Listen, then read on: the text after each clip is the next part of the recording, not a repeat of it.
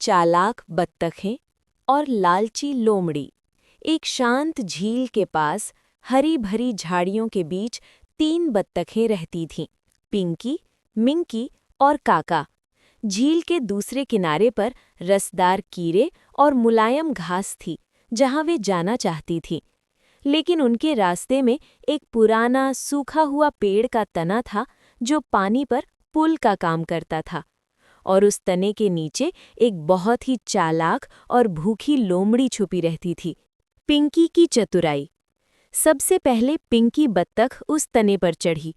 लोमड़ी तुरंत बाहर निकली और बोली, "कहाँ जा रही हो प्यारी बत्तख? मैं तुम्हें खाऊंगी।" पिंकी ने शांत रहते हुए कहा, "ओ नहीं लोमड़ी दीदी, मैं तो बहुत छोटी और दुबली पतली हूँ। मुझे खाने से आपकी भूख नहीं मिटेगी। मेरे पीछे मेरी बड़ी बहन मिंकी आ रही है। वो मुझसे ज्यादा मोटी और स्वादिष्ट है।"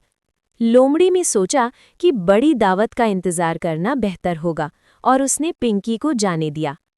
थोड़ी देर बाद मिंकी उस तने पर आई। लोमड़ी ने उसे भी रोका।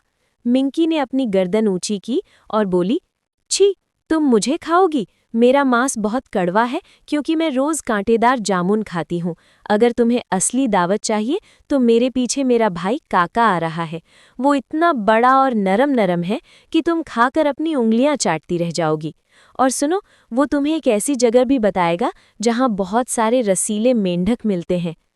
लोमड़ी को मेंढकों के लालच में आकर मिंकी को भी जाने दिया।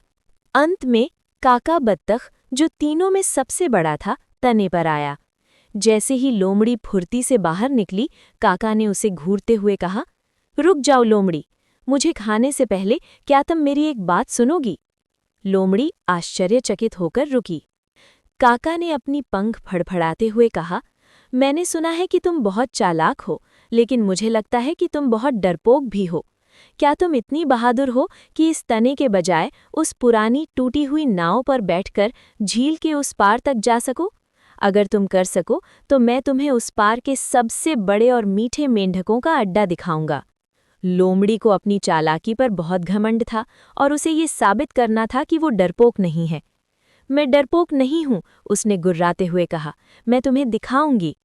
बिना सोचे समझे लोमड़ी फुर्ती से उस टूटी हुई नाव पर कूद पड़ी।